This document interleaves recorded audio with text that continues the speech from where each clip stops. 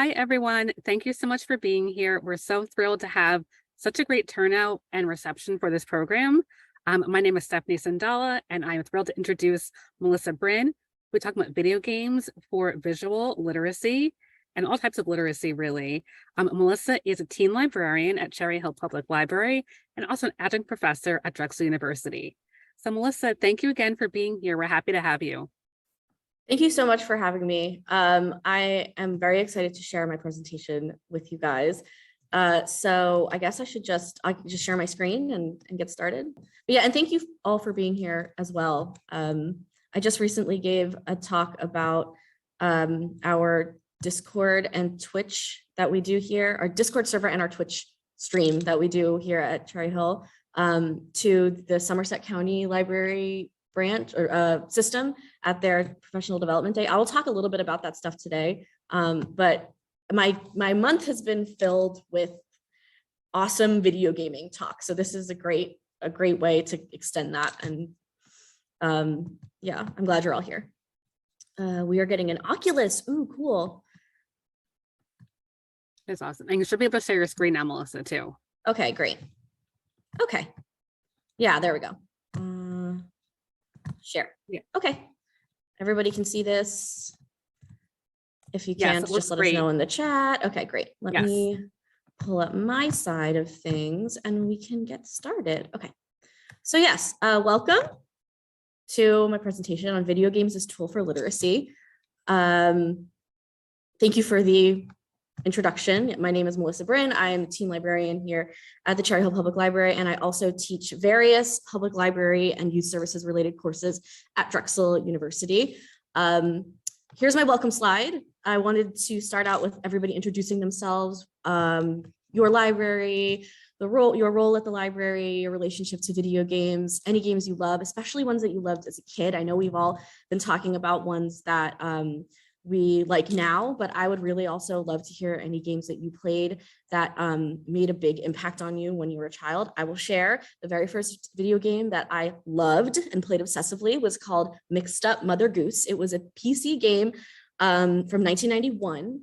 And basically you go around this little world where all of the nursery rhymes have lost important pieces of their nursery rhymes, and you listen to the nursery rhymes and you figure out which pieces they missed and you go around looking for them, and then you bring them back and you become a hero in the end. It was very satisfying. I played it over and over and over again, and it, without me even realizing it, made me a digitally literate child. And also contributed to my quote unquote traditional literacy. So that was sort of like the heart of this conversation, is talking about unexpected ways that video games contribute to building literacy skills for youth, basically.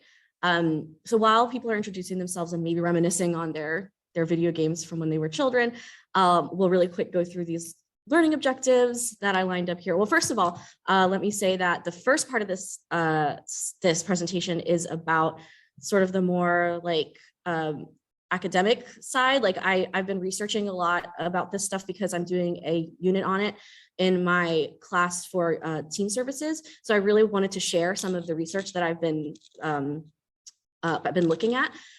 And then the second half, the last like 8 slides or so, are going to be about sort of like practical application, but mainly I'm going to talk about my experiences hosting Twitch streams and also with our Discord server. So if one of those things is not like your cup of tea or what you came here for, that's totally okay. I just want to let you know that's sort of how this is structured.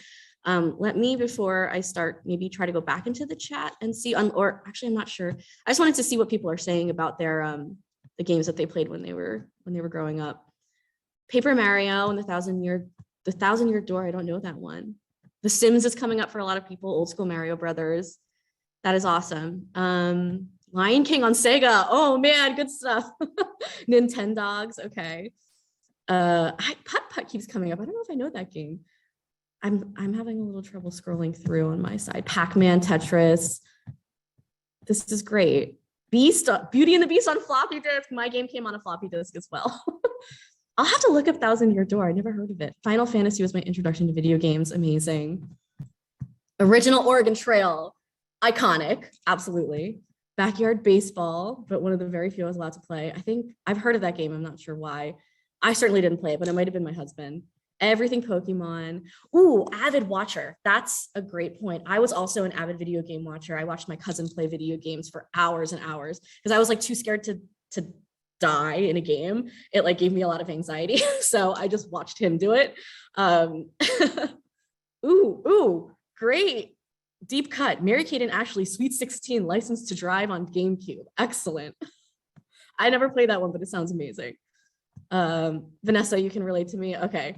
Ooh, Roller Coaster Tycoon, another good one. Oh man, I should probably move on, but I'm just like having a great time reminiscing. Some kind of Crayola factory. Okay, if you guys can continue to put them in there, I'm sure we'll come back around to them.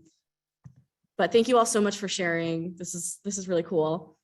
Okay, so I'm not going to spend too long on the slide. I just wanted to make sure to specify the definitions of literacy that we're working with in the context of this presentation.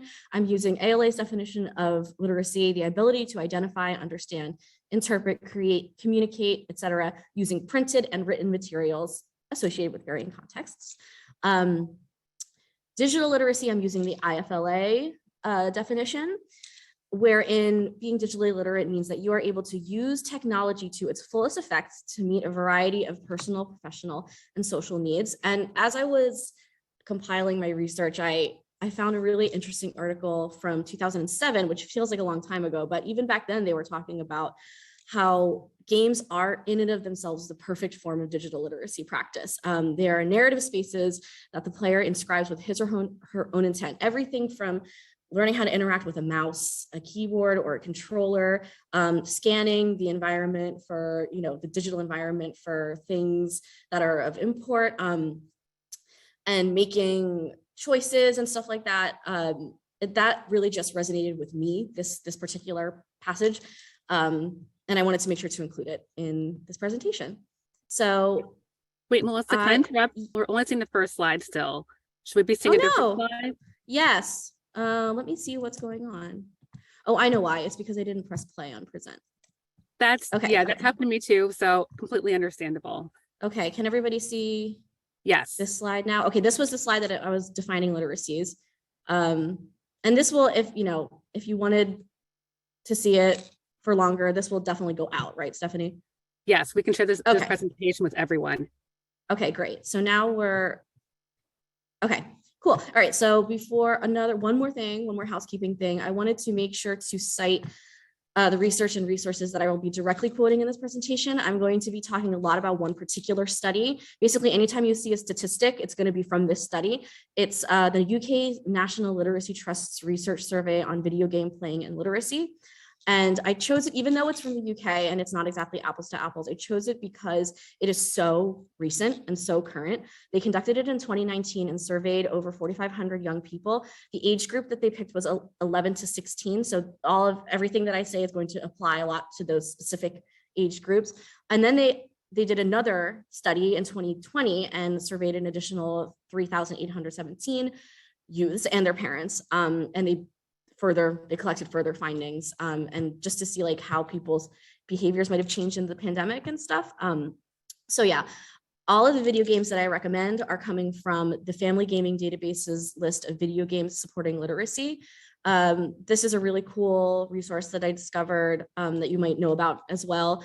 They are dedicated to quote unquote connecting families with video games that are valued by both adults and children, and they are in collaboration with the National Literacy Trust. And as I go through the video games recommendations, if you have any that you think apply, absolutely feel free to throw them in the chat so that everybody can get a lot of good recommendations.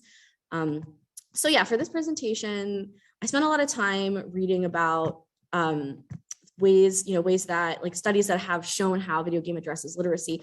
And the most impressive thing to me was the ones that talked about how video games apply to what we might think of as traditional literacy, like reading and writing. So I wanted to talk about ways that is happening, and like maybe patrons don't even realize that that there's like this kind of inherent value in video games. So I kind of separated them into four like realms of literacy, which I just abbreviated as ROLs here, but we're going to talk about those, starting with number one, Wait, Melissa, can we move to the next slide? Because I think we're still on the research and resources one. Got it. Okay. So, so this first realm is the practice of reading, or the literacy behavior of reading in games. So anyone who's ever actually loved a video game or has become fully immersed in a video game knows that there is reading involved, whether that is, just reading, identifying useful items in a game, reading in-game mechanics, reading in-game speech interactions and stuff like that. Some interesting statistics here. 1 in 3 young people who play video games they report that playing video games makes them a better reader. And I actually just had a real life interaction with this about this one point. We have a page who was with me while I was working on this presentation, and he told me that he was when he was younger, he played the game Dark Souls, which I do not think of as a game that like a person plays as a kid, because I feel like they're like newer, but that maybe I'm wrong. But I think that just shows like the how young the kids are. Anyway, he says that there were lots of words he didn't know at the time, but he used context cues to figure them out. And then later on in high school, they were like vocab words that he had to study. And he was like, oh, that's exactly what that word means. So he himself reported like, yes, video games made me a better reader. Like they exposed me to like words that I like eventually learned or did not know that,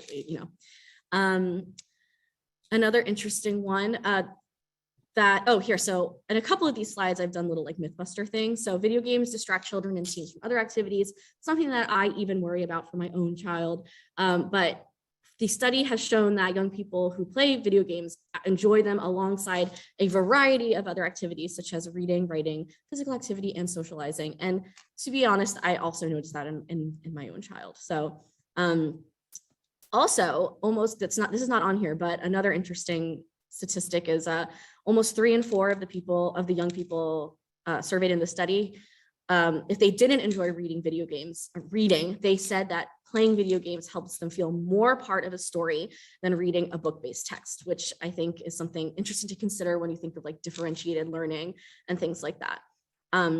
So yeah, on each of these slides for the realms of literacy, I've included a few games that I think are good examples of, for instance, like reading in games. So Pokemon has been on my mind because my daughter is really into Pokemon, and we think she's only 7, but we think she's ready for her first Pokemon game. For some reason you don't know, Pokemon is a game where you explore a fictional world and you collect different creatures called Pokemon. You progress through the game world by talking to characters. A lot of the talking is all text. So there's a lot of reading, and you win turn-based battles with the Pokemon that you collected. And the aim is to eventually become the best, the regional champion of, so we are thinking of getting her Brilliant Diamond because, as we said earlier before we started the presentation, I wasn't sure if the new game would be good for her. But if anyone has any recommendations for that, you could feel free to contact me. Okay, this other one I haven't played yet, but it came highly recommended.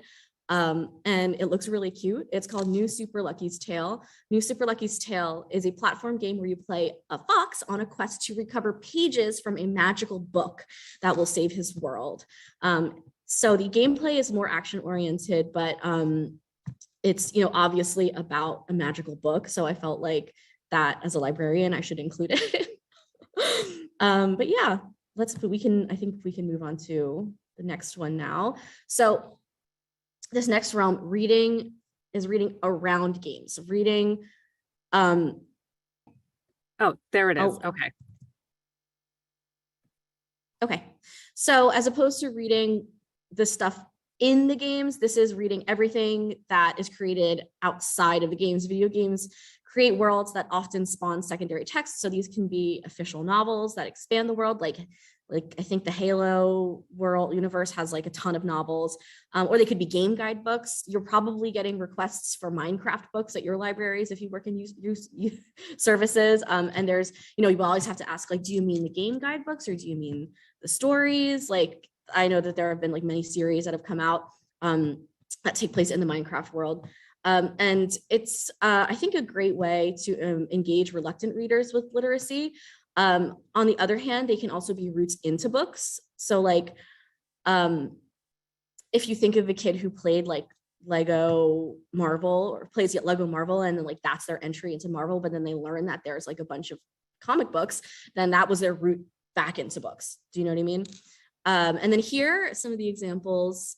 One of the examples I have here is Beast Quest, which is a series from, it seems like a really old series to me, maybe it's not, but they actually recently created a video game for, which I thought that was really interesting, that's probably, if it goes well, or it went well, would like directly send kids to a book series that hasn't really been like popular in years. I thought that was cool. Another statistic, 3 in 5 young people who play video games read something related to video games once a month, including video game scripts or advice to help other players or fan fiction or blogs or reviews, etc. Which, as someone who plays video games, I agree with that. They're doing what I do. And the other game I wanted to talk about is Knights and Bikes. It is a adventure set with like a really cool animation style too. It's like hand painted. It's set in a fictional late 80s British island. So I guess kind of pulling on that sort of like Stranger Things trend of like being set in the 80s. You work together as 2 characters, Nessa and Demelza, to explore the coast of this island to find treasure, mystery, and trouble. There is fighting with frisbees, water balloons, tape cassettes, and puddle stomping. And as you explore the island, you acquire new abilities. And as you encounter the adult world, it's up to your ingenuity, friendship, and wide-eyed wonder to guide the adventure. So yeah, I'm going to take a pause and look into chat just to see if anybody is recommending. We had Roblox. There are Roblox books? Yeah.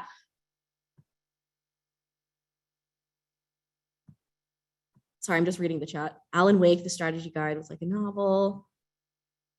Great. We'll come back to this, I think. Okay, cool. All right, I'm putting the next slide on and then waiting since it seems to be like lagging a little bit. Can everybody see the next slide? We can't see it just yet, but maybe in a minute or so. But lots of good suggestions in the chat. Oh wait, now we can see the slide. Okay, great. So the next realm is as a social emotional tool and for social and emotional literacy.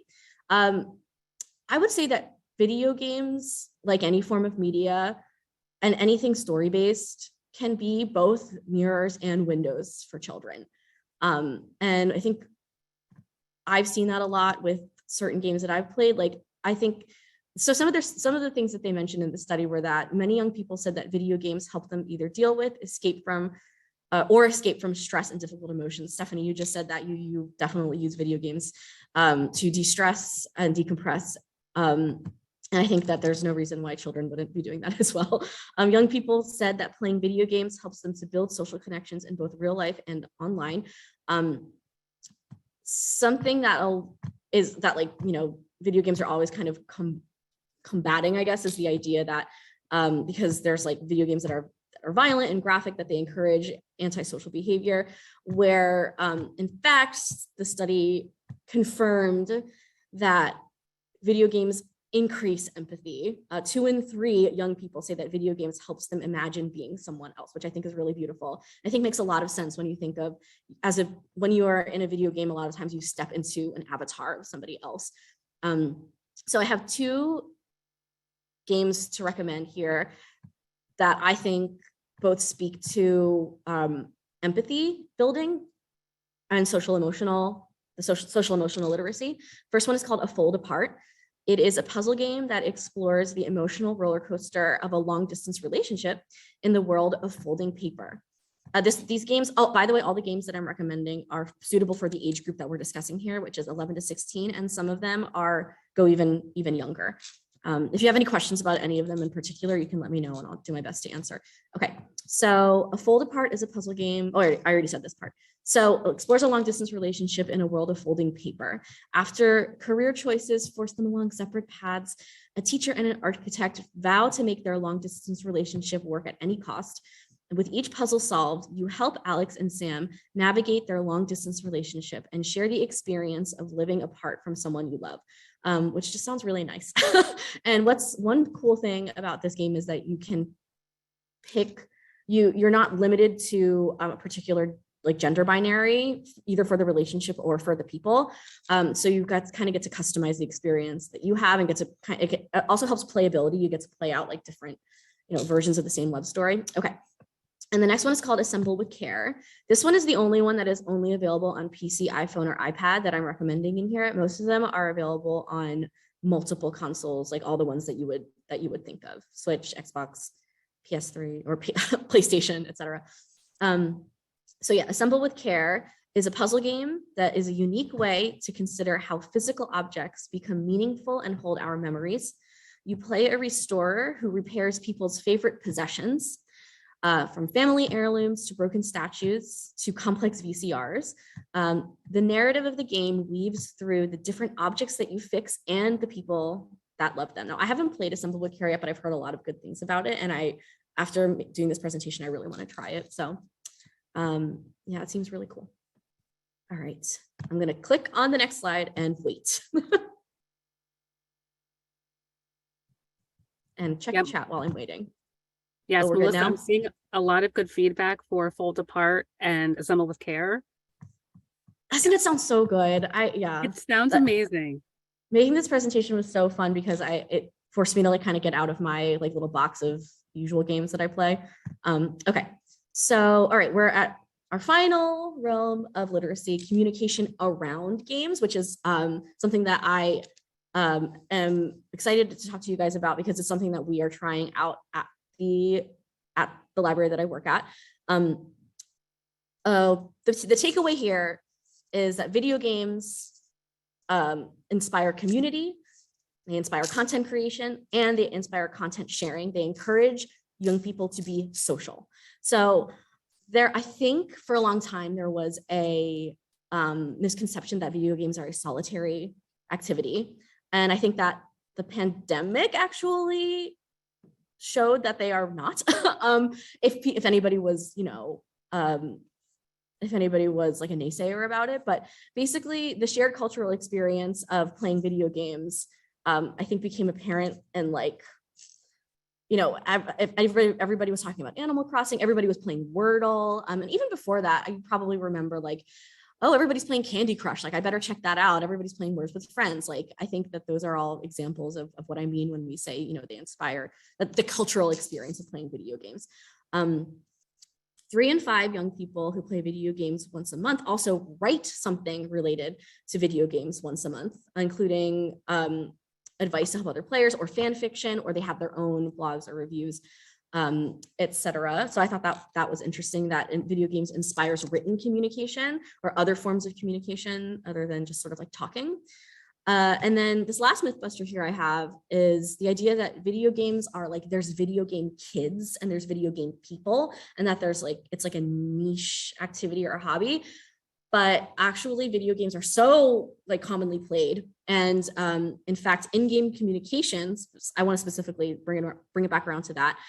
So reading texts or messages from friends or family while playing video games is the second most popular form of on-screen reading for this age group, after personal direct messages like via text or on Instagram or what have you.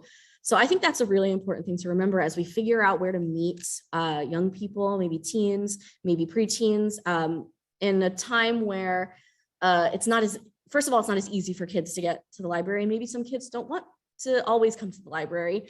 And as we sort of evaluate like what virtual services, the future virtual services is, especially for this age group. Some more interesting statistics that I found: more than half of parents said that their child had chatted with family or friends as part of playing a video game during lockdown.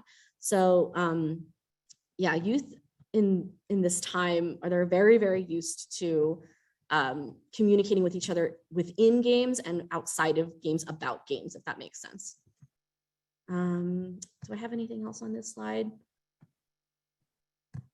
Nope. I'm going to go back in and check on chat again. Actually, I will move on to this slide because this is the end of that part. When you can see my next slide, just let me know. Liz, you said I've made so many friends online through video game Discord servers. Yes, absolutely.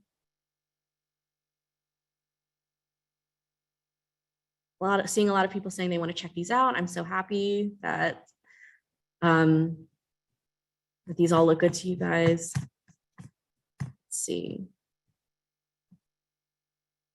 I attended another training where they discussed how video games encourage connections for first generation immigrant teens with their peers. That's really cool. Yeah, I can definitely see that. Okay, so did my next slide pop up? Okay, cool. Yeah, so that is the end of that particular part of the presentation. So I wanted to just take a pause and see if there's any questions about that part, if there was anything that was unclear, any games that you would like to share now that you thought of that were not mentioned back then, anything you'd like me to go back to if I was too fast, or anything that you were like, that doesn't sound right. Like, I am fully willing to have that conversation. I'm going to go into the chat now and just wait for that. Games are really great, but how do you close the gap for those who don't have the consoles at home? That's a great question, and one that comes up a lot. Hold on a second. Something that I have found has been really fun, and we're going to talk about this shortly, is the ability to stream games on Twitch to our teens, so that those who can't play the games at home can still participate in a way, because they are watching me play the game, and they can backseat game because I do allow that, and they can still participate. They can still like talk to their peers about the game that we are playing. So while it doesn't solve every problem, it is a sort of an alternate solution that still allows people to be included. And at least I hope so. Lauren says PC and mobile games might be good for that. Yeah, for sure. Yeah. Not much reading involved, but unpacking was great. Cool. I'm still scrolling. You mentioned a few games on the first slide, including Lucky, the one with Lucky in the title. Okay, let me go back to that slide. It is called, so the first game was Pokemon Brilliant Diamond. That is not the newest Pokemon game. It's just the one that we're thinking of getting for my daughter. And then the other one is called, I don't know if it's going to show. It's called New Super Lucky's Tale. New Super Lucky's Tale. The new Pokemon game. Well, okay, people are saying the new Pokemon game would be good for her. So what about shared gaming events? Our library has a library of things. Oh, cool. Oh, cool. Yeah, we are, so Jennifer says you're trying to convince your director to rent out consoles, like a Switch, or like even like a PlayStation or something like that. We lend our Switch, our what's the one that's not a full Switch? It's like Switch Lite, right? Oh yeah, here we go. We have library things. We circulate 2 Switch Lites. We also circulate a Switch Lite. It just went out and came back a couple days ago, actually. Great, everyone's connecting over circulating consoles. That's wonderful. I hope you can all connect with each other and learn how your policies work and stuff like that. I could just like read comments and respond to them the whole time. This is such a fun conversation. Okay, but because it's 2:30 already, I will move on to the next part of the presentation. Okay, so this part, I'm going to click on the slide and then I'm going to wait. I know, but this really is a fun chat. I love people sharing recommendations for themselves, for their community. It's so great to see this much involvement in a chat. Absolutely. I'm really grateful to all of you for being so engaged and participating. Ooh, an after hours gaming night. That sounds fun. That sounds amazing. Okay. Yeah. Yes, and we can see the next slide, so we're good. Okay, great. Okay, so for the rest of the presentation, I'm going to be talking about our Discord server and my experiences with Twitch streaming and how that's been going. It's very new. The Discord server we've been doing since 2021. So I have a little bit more, I guess, like ups and downs or like definite lessons to share about that if anybody has any questions about it. But if you are wondering what a Discord server is, it is essentially a big chat room. I don't know how else to explain it, but I've provided screenshots of our Discord server so you can kind of see what it looks like, so I can explain it to you. And I have notes, like specific notes to explain what a Discord server is, but I'm not seeing them here. We as a library created a private Discord server where we could create a community around gaming, but like a lot of other things as well. So we started it in January 2021 when the building was closed to the public, but staff was working inside. We took the time, well, I had been on Discord before, but we took the time to like learn more about it, like especially about how to set up our own server before we invited teens to join. We worked on it a lot before we started it. And like the purpose of it, our mission with it was just to serve as the virtual teen space when the physical library building was inaccessible to our teen community. We brainstormed about all the different sort of channels that we would want to have in it. Like we have one just for, what you're currently reading. We have one just for what you're currently listening to. We have one for school stuff and school advice. We have ones for like just in server gaming and stuff like that. Let me check in the chat to see if anybody has questions about this or is confused about it. I know it can be kind of like a difficult concept to grasp, but it seems like a lot of people here know games and maybe know Discord as well. So me and my colleague Jasmine are administrators. And so we have special roles where we can moderate, we can add and edit channels, we can restrict, kick and ban users. And our tab members also have special roles. They can invite friends to the server. Otherwise, teens have to contact us. They have to contact either me or Jasmine to be added to the server, which is sort of a way to moderate it in and of itself. Like we have to know, like they have to kind of know us already, or at least follow us through our social media channels and stuff like that. We have some pinned rules and expectations. I've actually pinned, like I've included that down here on the lower right hand corner. I don't know if you can see it super well, but it just has our rules, which is basically just like, please, don't use inappropriate language, and we reserve the right to delete inappropriate messages and remove users from the chat and stuff like that. We haven't had a whole lot of problems with that. I can talk about that a little bit later if anybody's super interested. I'm going to move on to the next part. Oh, wait, Melissa, can we answer this question in the chat about, do you have to get approval from your administration to have a Discord server, or were you able to do it on your own? We did run it by our supervisor and our director, and they were fine with it. So, we just, I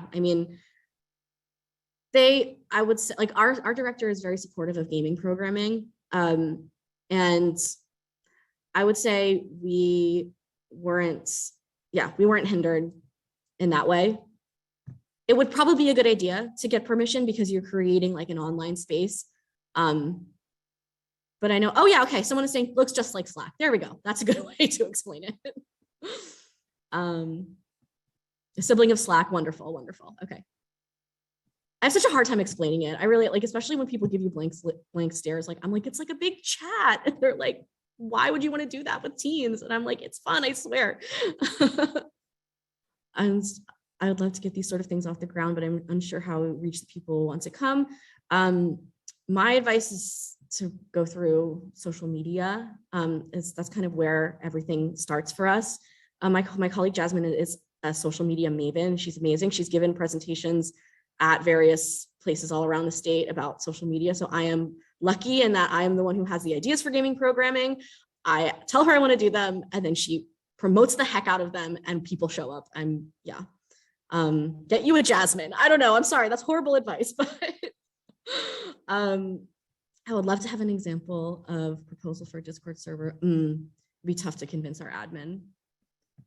Feel free to reach out to me later about anything that I could help with, like putting together like reasons why Discord is a good idea. I hope this presentation can help explain why communication like around video games and virtually is like really important for this age group and stuff like that. Because I really feel for those of you who want to do this but are worried about getting permission and convincing people of the value of it. That's why I like wanted to give this presentation. Okay, anyway, are we on the slide that has like 3 pictures of it? 3 pictures. Yes, we are. Just, okay, great. These are other examples of some of our channels. So channels are specific little like areas. There either could be a voice channel or a text channel where you can have conversation threads that are usually based on a certain topic. Like we have an introductions one where they just go and they say hello and everybody puts a little emote in it and says hi, welcome, etc. We have a books one, a music one. We have a positive vibes only, which is sharing pictures of your pets. It's so cute. We use another thing. What is that in here? Oh, okay. The middle one is our creative work one, where people share their like drawings, their writing, any like funny videos they make, whatever. And then on the right, all the way on the right here, that is an example of some of our in-server gaming. That's Guess That Pokemon, I think. Oh no, this is Catching Pokemon, right? So yes, so you could like kind of play Pokemon in the server, which they do all the time. I had to mute notifications. Yeah, but yeah, we do moderate conversation as needed, but we also use bots like chat bots, which you just add to your server to help moderate them and also engage them. So that we have one called a question bot where you can like ping question bot and it will like produce a question of the day, and then everybody can answer the question of the day, where it's like, what condiment could you not live without? Like silly things like that. You know what I mean? Users can absolutely mute notifications as needed. And we have a censor bot that filters inappropriate words and keeps a swear log. And it automatically kicks and bans users from the server if they spam or if they, use inappropriate words. But honestly, we have not had too much of a problem with that. The only one I can think of is like one kid who introduced himself, like part of his name, they must like the thing must like just censor like anything that is like the first 3 letters of the bad word or something, because part of his name was like the first 3 letters of a bad word. So he kept trying to introduce himself and he couldn't because he kept getting like caught by the censor bot. So, glad it's there. You do have to like, it is still a bot. So you kind of have to check on it. But yeah, and some of the other games that we have on there, we have a counting game where everybody, like somebody starts counting and then you have to keep counting. And if anybody accidentally says the same number, you have to start all over. It's a lot more fun than it sounds. We have 2 truths and a lie. We have word chain. So that's like you come up with a topic and then everybody puts in like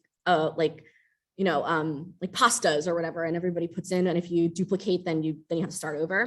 We have Who's That Pokemon, and we also have one called Rock Puppy, which has a number of different sort of server games like tarot readings, 8-ball, tic-tac-toe, and we also have Wordle, or it's called Wordplay. It's like a Wordle stand-in, I suppose, like a knockoff. But that is everything that I feel like I have time to share about Discord right now. I'm going to go back in and maybe address any questions that people have. Word of mouth helps. Okay. Yeah, I'll pause here just to see if anyone has any specific questions that they wanted to ask about this. How often are you engaging with kids via Discord? I am engaged with kids via Discord all day long, but only because I want to be. And I think it's fun. Like our server has about 75 people in it, I would say.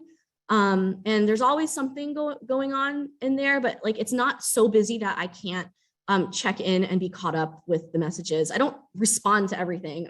I did turn off notifications. And so I just kind of check in and just go to all the channels that have new messages. And I just like sort of, I feel like they don't necessarily want to talk to me all the time either. Like usually they're talking to each other too. So I just kind of like check in on them and maybe like respond to a few messages or ignore some of the other ones because they're like having a conversation that I don't know what they're talking about or whatever. So I hope that's a helpful explanation. Denise says, are the games you have available from Discord or do you buy them separately as apps? Okay, that is something that Jasmine would know, but I believe that you kind of just like, you can just search them up on the internet and then you can just like add them to your server by following the directions on how to add this bot, like this Pokemon bot to your server. We do play games on Discord sometimes. Like during the pandemic, we were playing Jackbox on Discord because you can do screen sharing in voice chats. So that we bought, like Jackbox we just bought with library money. And then we like just did it. We would tell people like to meet us in the Discord server at like a certain time and join the voice channel. And then we would play together. We haven't done Discord gaming in a little while, but we'll probably bring it back for winter break and or summer. Yeah, Jackbox is fantastic. Did I miss a question? I see. That's a great question. I'll make sure Melissa sees it. Yeah, Melissa, you got that one. That was how I did get it. You engage with the teens. Okay. Yeah. What about what do you use to promote gaming on social media? I see that from someone a little while back. Or how do you promote the Discord? I'm guessing. Do you promote it on social media or when teens come in? We promote it in every channel that we have. So we promote it on Instagram. We promote it in our monthly newsletter. There's like a little thing that says like join our Discord server in the middle of our newsletter. What else do we do? What other social media do we use? We do have TikTok, but I don't know that we've promoted Discord on TikTok before. We also do word of mouth. Why am I blanking? We don't do like, do we flyer for it? Gosh, I wish Jasmine were here.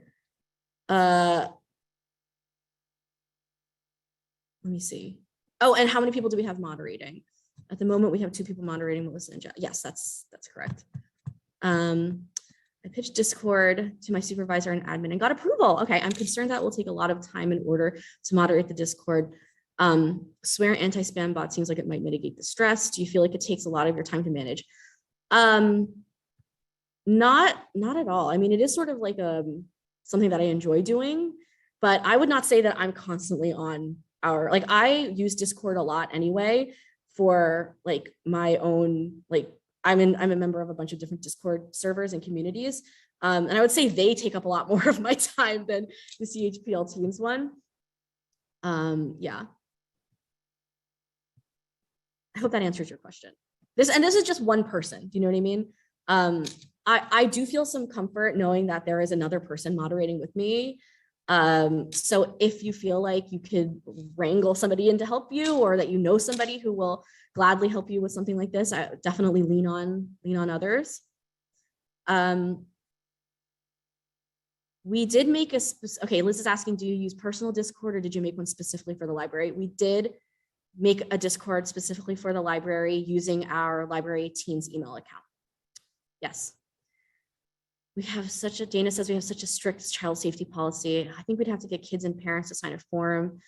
If you were going to have kids on your Discord server, that's like a whole other thing, because just in terms of like, my understanding is that like, I don't think kids under a certain age are even supposed to really technically be using Discord. So that's why like we only use it for teens. I hadn't even thought about like the potential of, kids mean under the age of 18. Okay, I was just thinking in terms of their Discord's terms of service. Okay, I see what you're saying. That's a tough one. Like I said, our admin was supportive of it and they weren't particularly like, I think that their idea was sort of like, let's try it out and see if anything happens. And then, we'll be sending the slides out. All right, 2:48. I'm going to move on to Twitch, but thank you all for your interest in the Discord server. I really hope that it gives you some food for thought. And again, I'm available to reach out to talk about any of this stuff if some of it is confusing or I'm having to speed through some of it. Okay, let's talk about Twitch. Some of you probably already know about Twitch. It is an interactive live streaming platform. If you're not sure what that means, it's basically instead of watching a video, you watch somebody in real time. It's kind of like if you're on Instagram and you see somebody say, whoever account has gone live, it means that you can click on it and watch them interact with you like in real time. This Twitch in general is focused more on video game streaming, and it has, as compared to others, I think it has very powerful community building tools.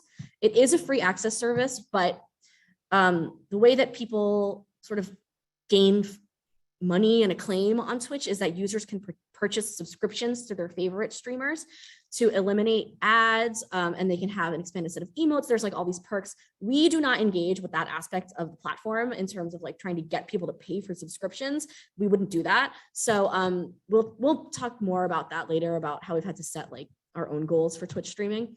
Okay, great. Yeah, that's me streaming from home over the summer. And let me just go on to the next slide as well. Did this one come up? Yes. Why start streaming? Yes. Okay. So, yes. All right. The way that I can answer this question is mainly just why did I start streaming, which was that I thought it would be fun.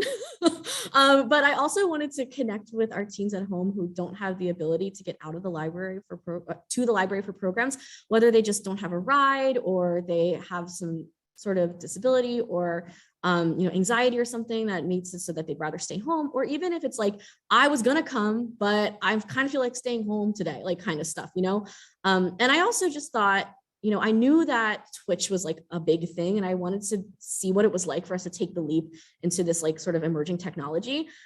So I asked to do it and they said yes. So I did it. What do? I play video games and I talk to my chat. It's kind of like what we're doing right now, except if I were playing video games and you guys were talking to me. We play Animal Crossing. I have played Pokemon Snap, which was a surprise hit. I've also built games built in The Sims. Like I do builds in The Sims and they help me decide what to do. We built a haunted mansion, a haunted library. It was very fun.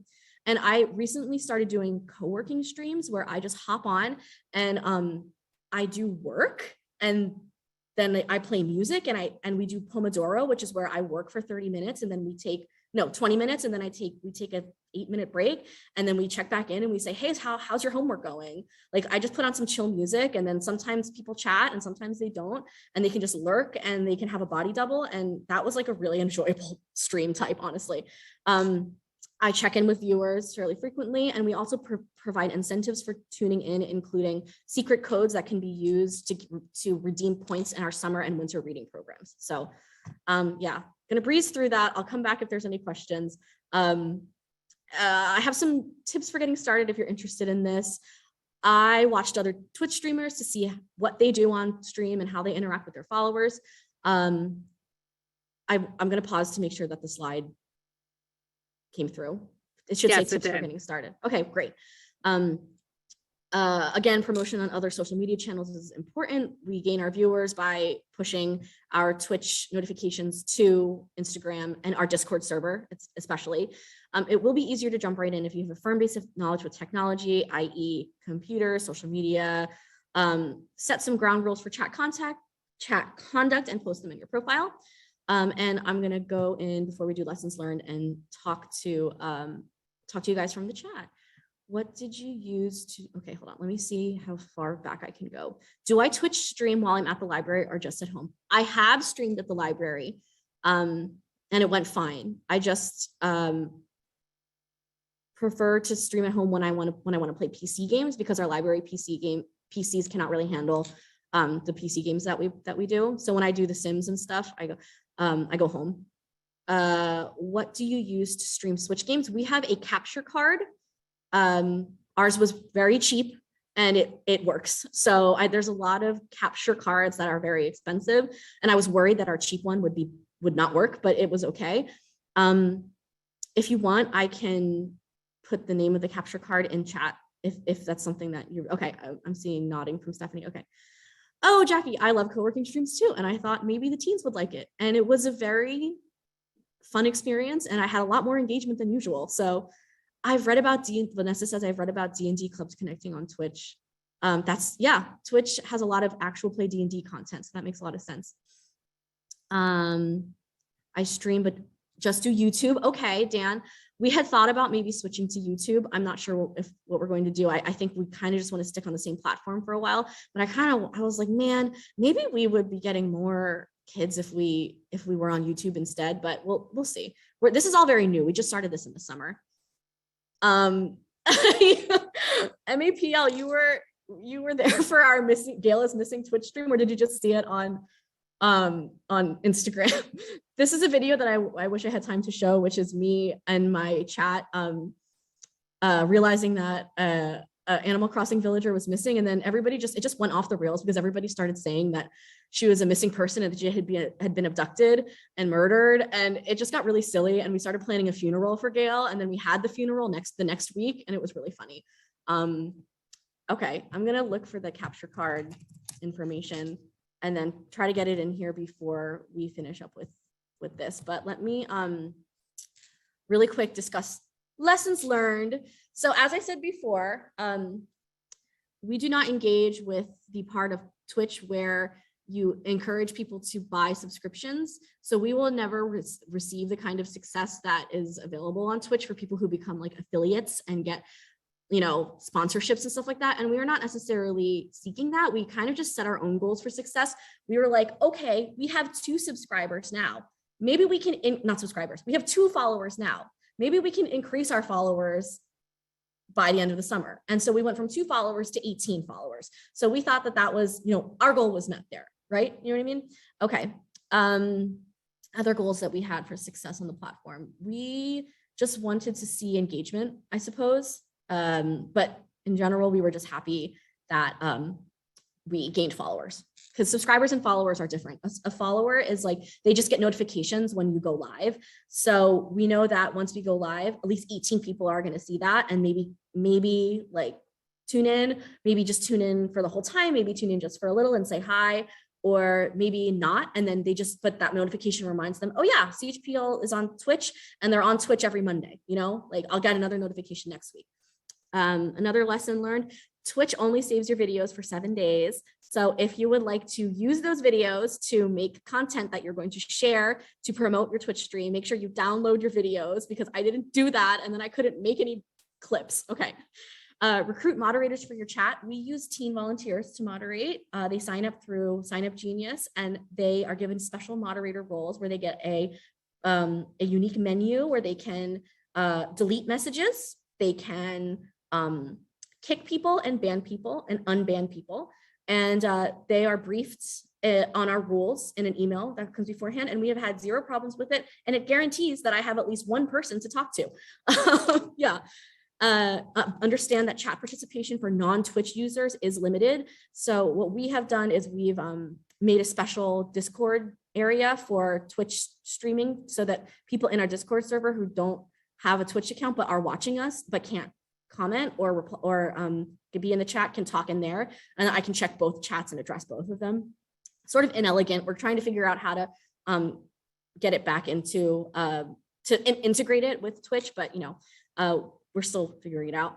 And very last thing I would say, if you've got permission and you're scared to start, or you think you can do it and you're just like worried about logistics, don't afraid to be bad at it. Don't be afraid to be bad at it, because I am not good at it, but I'm still having fun. And it is just like, as my final thought is that like, it's a kind of communication with my teens that I never experienced before. It's like, so like, I am the one in front of the camera and in front of the microphone, but they are the ones like fully guiding the stream. Like they'll be like, play this game. I'll be like, okay. They'll be like, do this in the game. I'm like, okay. Like, and so everyone's having fun. I don't know.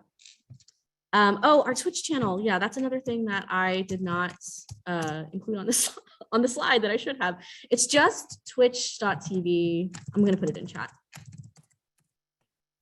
/CHPL teens. There you go. Yeah.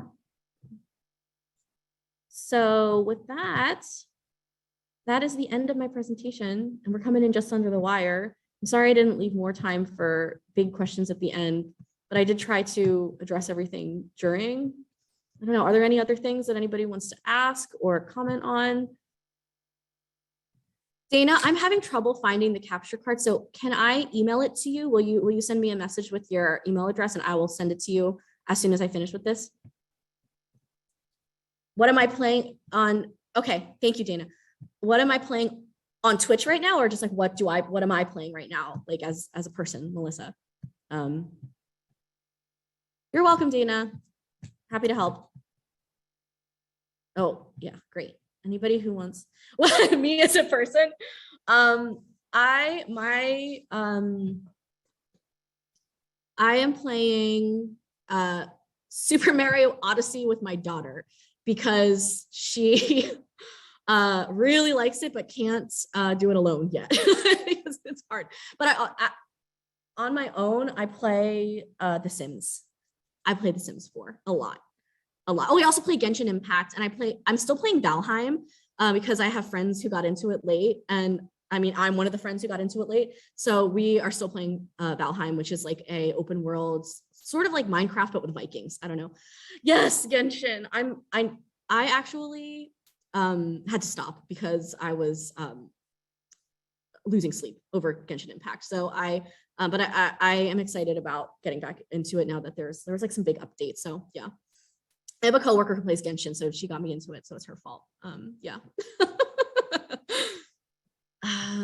And I feel like I'm forgetting. I feel like there's one game that I'm really into, and I can't remember it. I also play rhythm games. Do you guys know, like, they're kind of like DDR, but like on your phone with your fingers, or like Guitar Hero, but not like it's on your phone with your fingers. I don't know.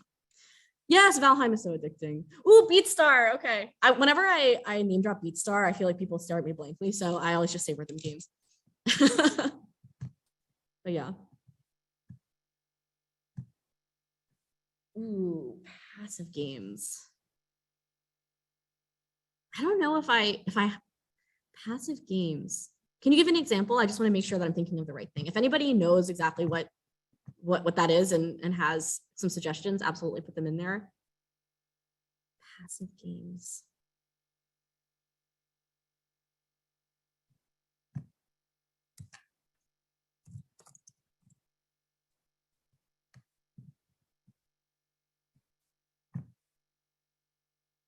Oh, okay. This is okay. That's what I thought and was like, what if I there's like something specific and I don't know.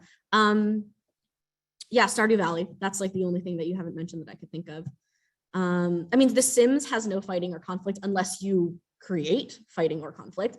I also play like, okay, I'm a huge nerd and I play like Civilization, like Sid Meier's Civilization, where you just like build a culture and like you can play with war in that game and you can like do nuclear stuff, but I just am like, I'm gonna create a civilization that just loves musical theater. Like, yeah, so you can go in many different directions. But yeah, those are that's one game that I can think of that's like there's no fighting or mainly just like it's like a sim game kind of. Oh, House Flipper. I know House Flipper. I've never played it, but I've watched a lot of people play House Flipper. That's one where you get like a busted house and then you fix it basically. Like it's like you do a fixer upper kind of a thing. That is a good one. No fighting, no conflicts. Ooh, Cooking Simulator. Good stuff. Bee Simulator. Bee Simulator sounds so cute. Cooking Mama. Yeah, good one. Yeah, these are all great examples. Grease. Oh, Pokemon Snap, a great one. No fighting in that one. I don't know that one. I'm gonna look it up right now. Okay, sorry about that. Yes, that's okay. I forgot that this is my last slide. Thank you so much for coming and for being so engaged and making this such a fun conversation. I hope this had some value to you and you got something out of it. I would love to reach out or for any of you to reach out to me and we can continue the conversation. I love talking about this kind of stuff. You can reach me at my work email address, my personal, or melissa.brinn on socials. And you can also find me at CHPL Teens. Thank you so much for being here, Melissa. This was great information, like such a great presentation, like really fun, overwhelming feedback. Like the chat was one of my favorite chats, like since I've been working here. So it was phenomenal. Great. Yes. Yay. So thank you. So thank you again for all your expertise and for offering to help people and reach out and help them along the way. So we really appreciate it. Absolutely. My pleasure.